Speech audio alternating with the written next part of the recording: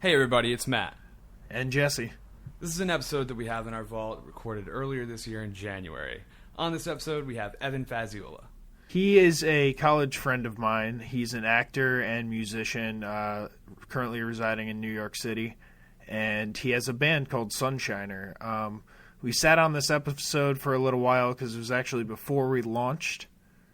And yeah, we wanted to still give it to you guys, so it's one of our bonus vault episodes. Hopefully you appreciate the slacker before the slacker. Yeah, the pre-slacker, if you will. So, that's it. Here you go.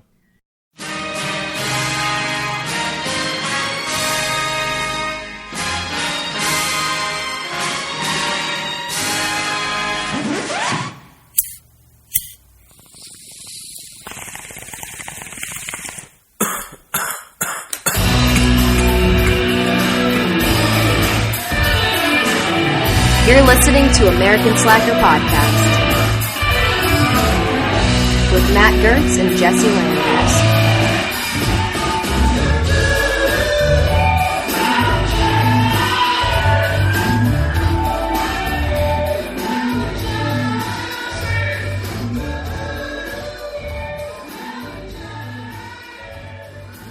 They would fuck your name up all the time. Mm-hmm. That's no good. How would, they'd misspell it? Oh, yeah, just like, it's Fazziola, and I would get, Fazzita, or, Fazzola. Fazzola. Yeah. I always got, extra... Or Fazzioli is, one that was around in my childhood. E is in, an E on the end, or a Y? An I, Fazzioli. Yeah, I've actually heard that's yeah. That's the one. And the mean kids would call me Faggioli. Oh. Ooh. That's right. That Kids hurts. are mean. Yeah. That's elementary school for you. Either way, this is the American Slacker podcast. Welcome to episode 2. I'm Jesse. And I'm Matt. And I'm Evan Fazziola. Yeah. Not to be confused with Evan Fazzita or Evan Fazzioli. Those are different people. Pronounced correctly and not with any extra letters thrown in there. Well, as we were just discussing, our guest here is Evan Fazziola. He is a musician, an actor. I have to be grammatically correct here. Yes. He lives in Brooklyn. I've known him since I went to college with him up in upstate New York. We were roommates for, 2 years and floor mates. And well, I'm counting that. Counting that. And then we lived only a stone's throw away from each other, so Pretty much, yeah. we've been close for I haven't seen a long time, each other. Matt. We've been close. You hear that? Oh yeah. I mean, so back off. Matt Calm does down, have baby. a few years. I on got a you, couple I years do have on to you, say, so you yeah. know. I'll let that out there. I guess I haven't put my front Ladies, game out there. Don't fight over me. We go way back. All right, bro. Way back. So now you're living in Brooklyn, though. How's that? Yeah, no, things are good in Brooklyn. I moved there with my girlfriend. We're just going on a year, so Nice. it's a little packed in there. We have 2 dogs, 2 cats, 4 total people. I met all living your there. animals. Yeah, so you get in, you get into my apartment and you're assaulted by, first the barking starts at the stairwell and then you have to slosh through. We call it the sea of dogs because you have to wade through them like water, kind of, because they're so Greeting Well, that's party. good. so powerful and interested in smelling your legs. It's good to have pets, and I mean, especially ones that are friendly. It's better than them actually attacking guests that come over. They were pretty nice when I. Fun fact: Jesse's cat bit me once. Ooh. Which one was it? Oh, Was it Scarlet. Scarlet. Ooh. Yeah. Well, were you trying to? I got in the way. I got in the middle of her and my dog, and I was trying to calm Scarlet down. And she bit me, and it was startling. Can't get in the middle of a cat fight already. And I decided, to leave Jesse alone and not press charges or anything. Well, I greatly appreciate that. And we're still friends because of that. So, Evan, where did you move from to go to the city? I moved from Long Island. I mean, that's not far. we went to college in Plattsburgh. I grew up on Long Island, and so after school, I went back with my girlfriend, and I lived with my parents for a year, which was great. It's always tough, But especially the freedom of college. So To a the room parents. opened up. One of our college roommates who lived with another college friend of ours, another actor, theater person. Yep. They lived in Brooklyn, and there was a room, so we live there now, and things have improved from my parents' house. So Oh yeah. Well, it's a lot easier being out on your own, having that kind of yeah, freedom. absolutely. It's a better scene for music and arts, and and that's the whole reason we're here today. So Nice. And you were telling me you really like your job. oh yeah, I right. work in a bar, and I bar back, so make some drinks and have a lot of regulars and a lot of friends I get to talk to. Except it's overnight, so it's terrible. So if you're ever in Brooklyn and you want to go to Soda Bar and come see me, I work weekends. So. Yeah, it was Weekend, you said a overnight. couple days a week, but that leaves you free to do like some other stuff with your music and acting. Oh and yeah, stuff. absolutely. Yeah. So I'm with the band, obviously, which we're going to get into, and I do some theater work with a group called the Theater Project in Lower Manhattan. It's like around West 4th Street. It's called the Players Theater. Okay. That's where they work out of. So Shakespeare mainly. I've been in like, oh god, it's going to be 5 Shakespeares. I was in A Christmas Carol. I played Bob Cratchit, which was fun. Kids show. So Were you intimidated doing Shakespeare at first? I mean, I did it a lot in college. I majored in theater, so Okay. at Plattsburgh State University. Oh yeah. So no, I've been doing it for a long time, and Okay. I went from doing college theater on a big funded stage that got regular maintenance and all this whatnot, to doing like shows in a small off-Broadway theater that only has almost 200 seats and a weird trapdoor that flips open in the stage. But You could yeah, no, incorporate that it's into great. the It's play or been something. it's been cool. I've gotten to do like shows like Much Ado About Nothing and Twelfth Night and Two Gentlemen of Verona. So how often are you doing productions? We do. Let's see. I would say we do like 2 or 3 a year. We generally, take. A lot of preemptive work. Yeah, it's taken us a year to do these past like 4, so we're just coming into like the new year or the new season or whatever, I guess. So, Yeah. but yeah, so we generally take like 2 months to or a month and a half to do the rehearsal process. We get scripts ahead of time. We usually get like a month or 2 off, depending on like whatever the company is thinking of. They kind of Scheduling wise, yeah. So, but yeah, it's cool. We've done shows like regionally at like Stepanak High School in like the Westchester area. Cool. So that's a lot of the focus of the theater company is bringing affordable Shakespeare, accessible Shakespeare, and classic plays and experimental plays to people who want to learn about it. Well, that's awesome. I mean, I saw you in a few plays up in Plattsburgh, and you were always awesome in them. Well, thank you So very I much. have to come see a professional. Yeah, one. yeah. Yeah, Out of next college time. off-Broadway. Yeah, next time you're in New York, Jesse. I will be. I mean, I'm gonna try and come like at least 2 times a year, see family and stuff like that. But Absolutely. it's hard, especially in January, to want to come to New York. I With the understand. snow on the ground. It's not exactly. I've seen you but- do a lot of shivering this Oh, past day. this week has been cold. Oh, yeah. And you guys were saying it was like in the 60s. Yeah, like last the week. previous it was week. T-shirt weather, man. So, where did I fuck up when you I brought was it. looking? You brought it as far as I'm concerned. Oh, great. I'm the harbinger of cold. Yeah. As soon as I stepped off the train, it felt like someone punched me in the face with the cold. It was just pretty terrible. It's the icy fist of January? I fucked up with the rental car and ended up taking the train and watching two drunk couples duke it out verbally from Grand Central to Poughkeepsie. Do you know what the cause of the argument was? It was weird. It was something about, like, this one girl was, like, getting shit-talked by some stranger on the street, and her boyfriend didn't defend her.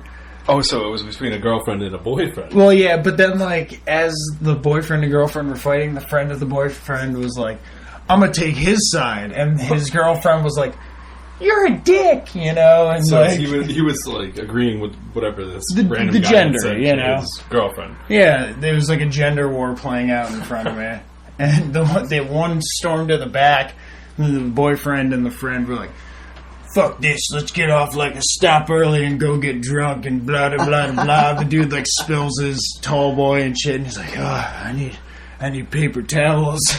I'm looking at his man bun and just shaking my head. The man bun. Yeah, I'm not. I can't say it. So did the two gentlemen get off the train together and leave the lady? No, I think they eventually worked it out. Oh, It was okay. it was a shit show though. Oh man, No, so I've that's enjoyed- start to a beautiful relationship right there. It was a rough Beautiful ride friendship. into New York, but no, I've been enjoying my time seeing the family, seeing friends. We saw a bunch of our old college roommates last night. Yeah, that was great, man. I mean, and to give you a little perspective, Jesse and I were in college together 2 years ago, so this has been the first time I've gotten to see him since then. So it's been fun. Yeah. And we figured, you know, we all live in New York, and I guess it's a big state, but we could easily get together. So Yeah, had a it's couple not too friends bad. drive down. So Public transportation's a lot easier out here yeah. compared to the West Coast, at least. So tell us a little bit about your band, Evan. All right, so we're called Sunshiner. We're based in the Long Island and New York City area. We play like, we kind of describe ourselves as garage pop, which I don't think is a genre yet, but You're founding a genre. yeah, I mean everyone's got a genre these days, so Right. Why can't we have our own? I like it. It's not. It's light. Yeah, so we're a 4-piece band. I mean, we've all been playing music together since we were kids. I played in a band with some guys who are touring in successful music groups now. Nice. So yeah, we had like a talented bunch of youngsters when we were young. So you guys have been a band for quite a bit. Well, we were. So I was in one band with another group that I played with for like 5 years, from the end of junior high school to like almost the end of high school, and intermittently I had another band with my friend Rich Michelson, who's the co-songwriter, and lead guitar, rhythm guitar. We alternate, you know, but you know. Another, you know, keystone member in our band, and we met like, you know, on the bus when we were going to junior high school. We used to be in Boy Scouts together and stuff like that. But So you guys go way back. yeah, we go pretty far back. So That probably. Do you think that makes it a lot easier? Yeah, as a yeah. band to collaborate. absolutely, because we have had the same musical styles in our ears for, you know, going on a decade. You know what I mean? Yeah, yeah. So Were you guys like imagine. always kind of like sending each other new bands to like kind of listen to? oh yeah, like- absolutely, and even more so now that we've gotten older. It's just obviously now that we're making music together, it's just, you know, sharing our major influences, you know, like that go into the songwriting and everything. Yep. You know, people like the Strokes, the Shins, a band called Real Estate. I don't know if you know them. The Arcs, and anything Dan Arbach does, we're We fans were of. listening Jack to White. some of the Arcs. Yeah, absolutely. That was pretty cool. Definitely good. Some yeah, trippy music video. some folk stuff too. Like, we're big fans of folk and bands like Good Old War and stuff like that. But I mean, yeah. So I came back from college and I was itching. You know, I was in college getting sent stuff from Rich from his band, the Magnetic Ghosts, and name. I was like, "This is cool stuff." and I wish I had like a music outlet because Plattsburgh's, out there in the middle of nowhere, and I didn't have a lot of friends. Most of them were just into, acting and doing musicals, and I didn't have any really close friends who had shared musical interests. They were all in Long Island, so I felt like there was a good music scene going on there, and there's a lot of like notable people in Suffolk County doing good work with getting local bands together and getting a lot of really indie scenes and stuff together, like Planet of Sounds Promotions. Look them up on Facebook. They're fantastic. Shout out to Maxwell Peters for that stuff. He's like one of the main faces of Planet of Sound Promotions. So so I came back from college, and Magnetic Ghosts were still together. They lost a member, their guitar player, because he, started working like 60 hours a week. And Rich and I had always talked, kind of like hinted at each other about like how I kind of wanted to be in the band. So like he, as soon as he needed someone and had a slot open, he was just like, well, how about Evan? And everyone, generally there was me and a bass player, George, and they'd known me for a long time. And our drummer Dylan Carey, who I didn't know, but we got together and we were fast friends right away. That's awesome. And he really seemed to enjoy the music that I was bringing to the table. So, and I obviously like his drumming. He's fantastic. He's like better than any drum machine that I could, easily pay for and replace him with. That's awesome. Sorry, Dylan. He's not here to defend himself, so. Yeah, why not get a few jabs? That's what you get, Dylan. You got the mic. All right, so I came back and started playing with them, and we figured we needed a new name because their direction was a little like a little more like folky, kind of classic rocky kind of stuff like that. A little bit harder than what it is now? Yeah, and their guitar player Chris was like a really like, he was like a solo machine that, could just like dance on the fretboard. Kinda like and Andy. I felt like I had a lot to live up to it when he was gone. Mm-hmm. But, everyone seemed to say that I bring like a melodic element to the table that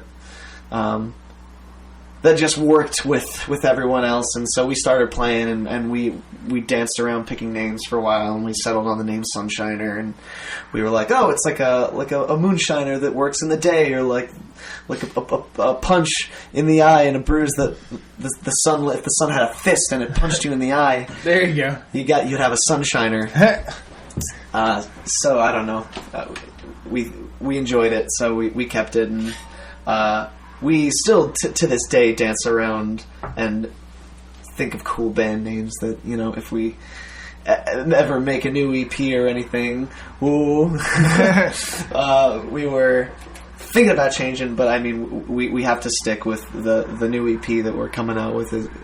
It's gonna be under the moniker Sunshiner, so nice. We're gonna see where it goes. And people can find that in a various amount of places. Yeah, right? So you can check us out on like Sunshiner, Facebook.com/Sunshiner Music, or Instagram.com/Sunshiner Music. Bandcamp, you can find our single Virgin Colonists. If you search really hard. I found it. Yeah. I managed to pull it out. Yeah. The depths of the internet. So we started playing in the Long Island area, and we were playing for a long time, and we'd get people coming up and getting good compliments, and people telling us that we needed to get something recorded, and it took us a long time of just kind of gigging around and trying to find someone that we really trusted to handle our music. Money was obviously an option. Mm-hmm. We wanted to get the best value for no money. Yeah, it's tough. You gotta do what you can. Yeah, and so that all led up to us making our new EP, which is our first ever recorded. We have a live album from Ripe Art Gallery in Huntington. On Long Island, that was our only thing, and we really needed something that was the first professional. Yeah, exactly. The first in time to studio. Get in the studio. In studio time, yeah, absolutely. How many tracks are on the EP? So it's a weird thing. So I'll just start with a little background, and I'll answer your question. So yeah, Okay. we decided we had a friend, Andrew Rizzo, who is one of our 2 floating bass players. He played a lot of gigs with us in the past year. And he went back to Fredonia. So when he went back, he, had a project where he needed some kind of audio recording, and he was like, well, I can just record your EP for you. And we were like, fantastic. So we trucked up to SUNY Fredonia, and we bunkered down with him. Or bunkered down. I think you can Whatever. do either. I would We say went I to think his. either We applies. went to his apartment. He would probably hunker, and I would bunker. I don't know. I would bunker. Yeah. I would bunker down. So anyway, Pass. fucking Let's get past this, guys. we stayed. you with hunker him. down and We bunker stayed down with him and Fredonia. in the squalor of his college apartment, and kept his roommate up all night. Writing music. Drinking beer. Nice.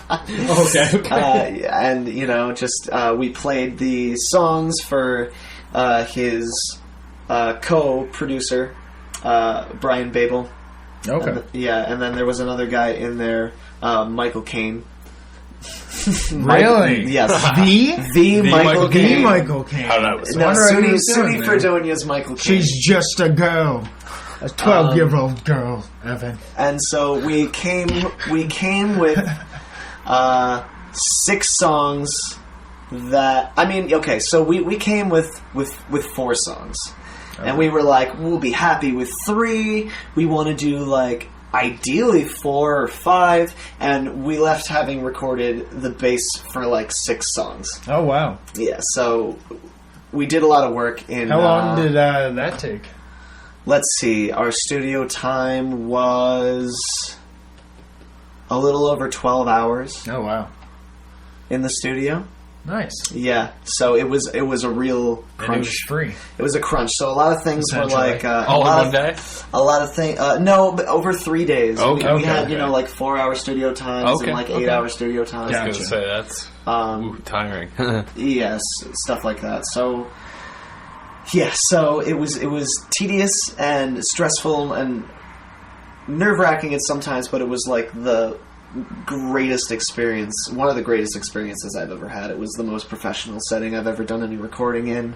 I'll name drop a little bit, but we apparently recorded with some of the same equipment that the Flaming Lips Oh, wow. have recorded their an album with through the grapevine. That's what my friend has Word on the heard. street. One of the professors that will hopefully get to hear our single mixed with Tame Impala, or produced Tame Impala. I'm not sure which one. Okay. So, yeah, so it was really exciting, and it really just kind of pumped us up. And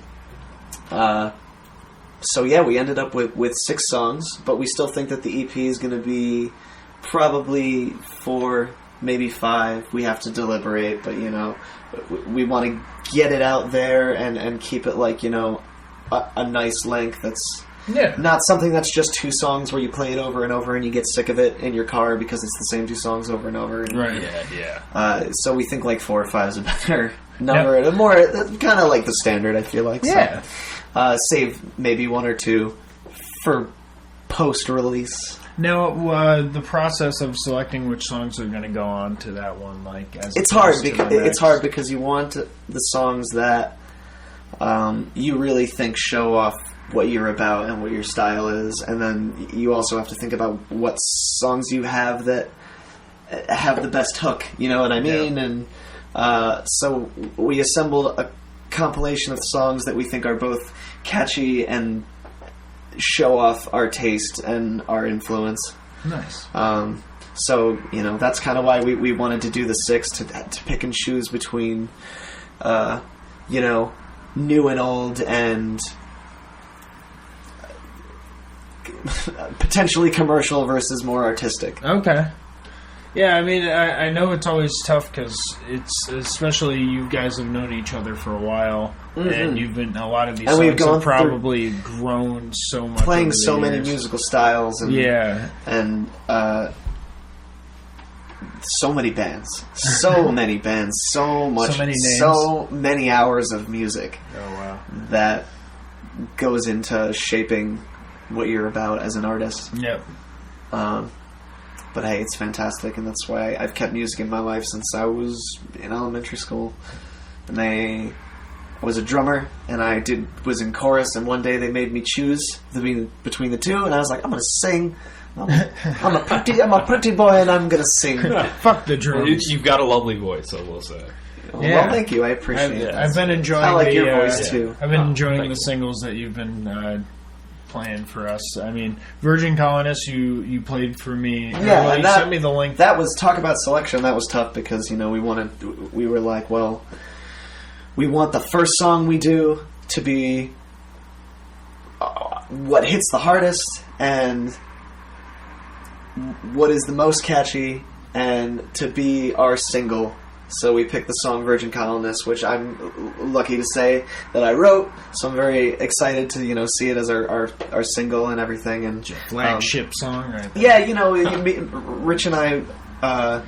It was different when we had three members because we would all sing and we would all write songs. Sorry, I shouldn't say when we had three members, but when we had three songwriters in the band, in a four-piece band, we tried to model ourselves after the Beatles, where everyone could write a song if we had to, and everyone could sing and play a melody. So we, due to some conflict of interest and everything, we lost our third songwriter, and that led to us having two floating bass players, one that's capable of playing live shows and the one that laid down tracks with us in Fredonia. It's nice to have the options. Yeah, I mean, they both bring really awesome stuff to the table. There's Andrew Rizzo, obviously the producer of the album, and the guy who so graciously helped us out, and Frank Cassio, who's played in a few bands that are in that Long Island scene, and was happy to play with us, which was really great because he's another guy who we've been friends with for years. So now we really feel like we're comprised of close people. Yeah. People from the past. People that mesh. People who really matter. Yeah. That's awesome. So we released our single, Virgin Colonists. You can find it on Bandcamp or any of the outlets I mentioned. Pretty much any media / Sunshiner music. We don't use that on there. You won't find it if you don't put the music. We don't use Twitter much. We're going to do that more when we have a little more to talk about when the EP's done and dates that you'll be playing and whatnot. Oh yeah. We Twitter would be good for that. We have a tentative thing going with a restaurant called Bo's in the city where we're hopefully going to be doing like a show a month for 3 months. It's like in the Flatiron district. It's like the 20s, lower, like 23rd Street, somewhere around there in the East Village, or Gotta let people know. Yeah, well, it's it's tentative as I said, but we're working out the details. It works out. Right. So go to Bo's and demand Sunshiner. So you order the Sunshiner. You're like, you're it's not going to go delicious there unless these motherfuckers are playing. There's some sick skateboarding going on the TV behind us. We got YouTube kind of on loop. It's not. As Evan said before, it's a nice warm glow of keeps the TV on his right side. We want our guests. Is your right side your good side, or your left side your good side? I would say that every side of me is a good side. Oh, but raise the bar. If I had to pick one, I think it would be like. Don't sound conceited. Confidence is a game winner. I like that. I think it would be like, if my head was a clock and you viewed it from the top and I was looking up, it would probably be like 5 o'clock. Okay. So like slightly above you? More to my side. Then okay. None of my left eye. Like a 60-degree angle. Slight smirk on my face. That'd be a decent silhouette, I'm thinking. And that's print, baby. You were saying earlier, and I found it interesting, that Virgin Colonists had like an inspiration of like apocalyptic. Yeah, kind of. One of my favorite lines in the song is "Avoid apocalypse," and that's kind of where the song was inspired by. I was thinking about, I just moved down from a very Adirondack wooded area where things are a little more mundane, and the threat of nuclear apocalypse is a little, or terrorist attack. You've been watching North Korea documentaries, haven't they? Oh god, it's a little. Unsettling. You're up there in the woods and you don't think about it as much, and but I moved back down to Long Island, where if anything happens, you're finished because you'll never make it off unless you have a boat. Get a boat, people. On Long Island, Get a boat. Get a boat. Yeah, I mean, if you live on an island, at least a jet ski, something that can get you to like Connecticut. You know what I mean? Any house on an island At a good speed. should probably have a boat. It's good advice. I have an alternate theory, though, why you were inspired by the apocalypse. Well, yeah. Well, that's. What's your theory? My theory is you've been playing a shit ton of Fallout 4. But no. This song was written. This song was written a long time ago. This song, I used to play this song when we were roommates, but it hadn't been fully formed yet, and I finally finished it up when I moved back down, and everyone really liked it in the band. So, well, it's a great song. Yeah. So, it's about wising up and maybe thinking that you should get the hell out of your populated area and maybe start a colony of your own somewhere. Finding for when things hit the shit. Well, here let's play the track for our listeners. This is Virgin Colonists by Sunshine.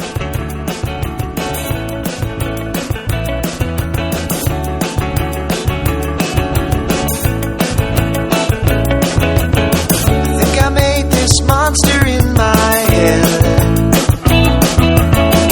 Out of all these theories that I've read, but we could get away and take a trip, avoid apocalypse. We won't get bored with it. We'll love everything in time. Don't you know you wanna live like virgin colonists? Start something, never live a life outside of the lines,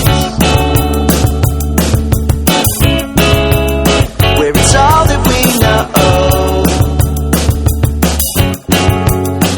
nowhere else to go. All that we know.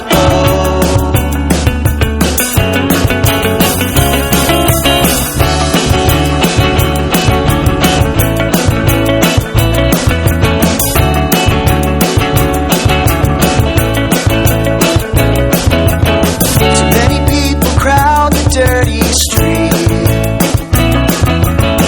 Better off escaping on our feet. They will get away and take a trip, avoid apocalypse.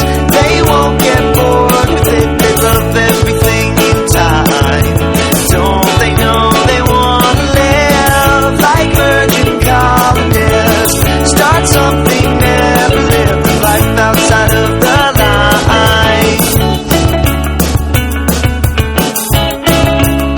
where it's all that they know. They've nowhere else to go. All that they know is you can count yourself lucky to know.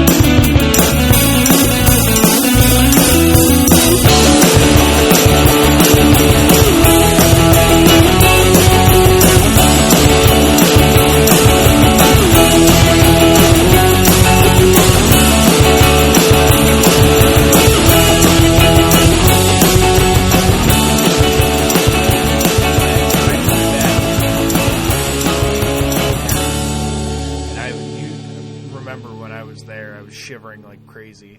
Oh yeah, yeah. I could barely tolerate it. I even said in that podcast, I think that it felt like the cold punched me in the face.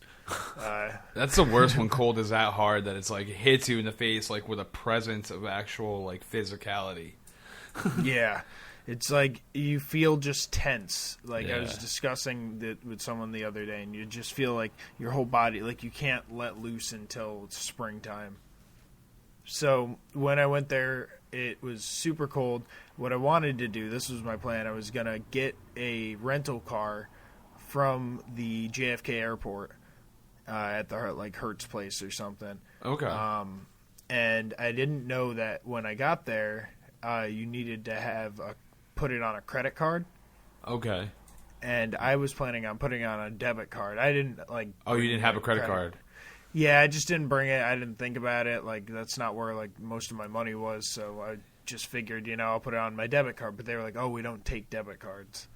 That's ridiculous. Okay. And then they also wouldn't take a number over the phone. Like if I called my bank or my credit card and tried to get like my account number and stuff to them, they wouldn't do it that way either. So I'm sitting there with my bags and with my girlfriend, and we're like, what the hell do we do? This sucks. It's like pretty late. So we're like, all right, let's get a car to the train, and we'll deal with getting a car later.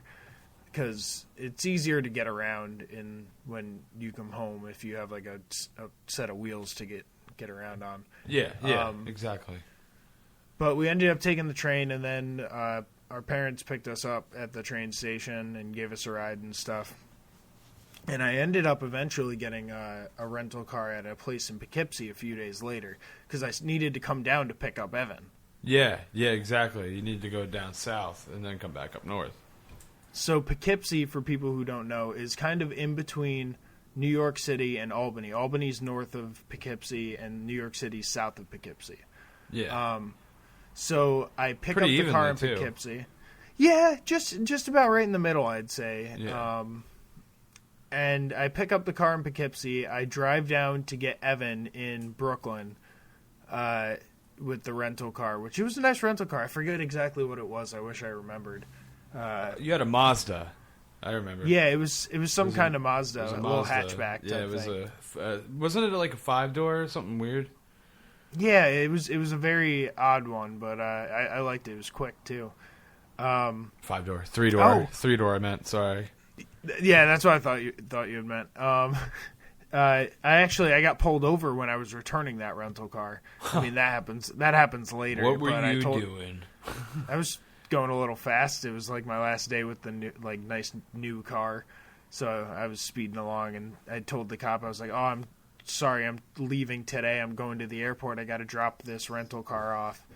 And they're like, "All right, we're not going to give you a ticket if you're like leaving." Oh, they'll let So you I go. get- Okay. Yeah, I got out of that. I was literally right down the street from it, and I had like 10, 20 minutes to like drop it off before I had to pay for another day. Okay. So Fuck they were that. sympathetic to it. Yeah. But that happened later. When I first picked it up, I went down to Brooklyn. I picked up Evan. Then I drove all the way up to past Poughkeepsie to Albany to hang out with Matt. We ended up meeting up with a bunch of our other college friends and going out to dinner that night. Yeah, it was a which great that time. was a lot of fun. Yeah, it was a lot Shat- of fun.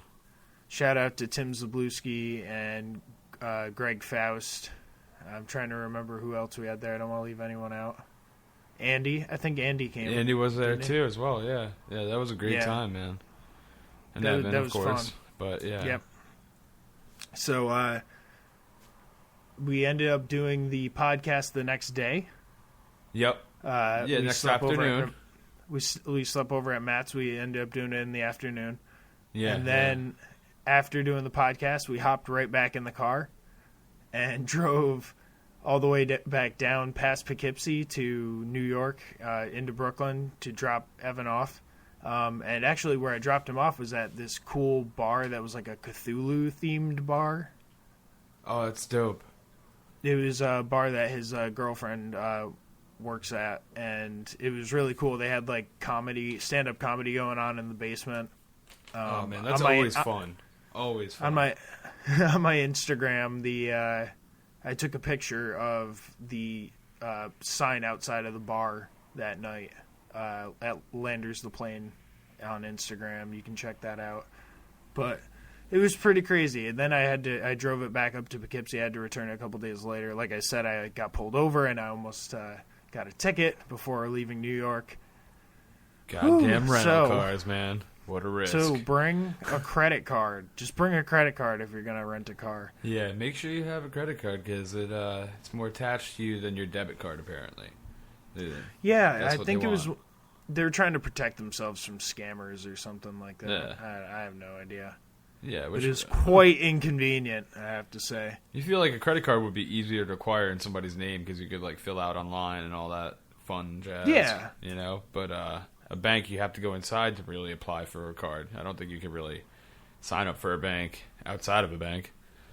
Yeah, I don't know. I'm not sure. I always thought debit was more secure than credit, but No. who knows? Just make sure you got either one, because you know what? Taking my advice, you'll probably just bring a credit card, and then they'll say they only take debit. Yeah, exactly. Yeah. Alrighty. Yeah. Well, part 2 is coming next week, guys. Hopefully you tune in for that because we talk about some really interesting shit, of course. Oh, yeah. You can get at us on our social media on Twitter at American Slacker Podcast, which is AMERSLKR Podcast. And also you can get at our Instagram and Facebook at American Slacker Podcast. Straight on. Spelled out straight. Yeah, and we really want to hear from you guys on our Facebook.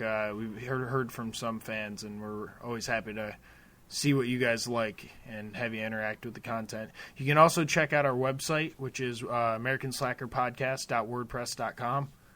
Keep on subscribing to us on the Apple Podcast app and on Podcast Addict. Suggest us to your friends if you think we're worthy of taking up space on their iPad or iPhone.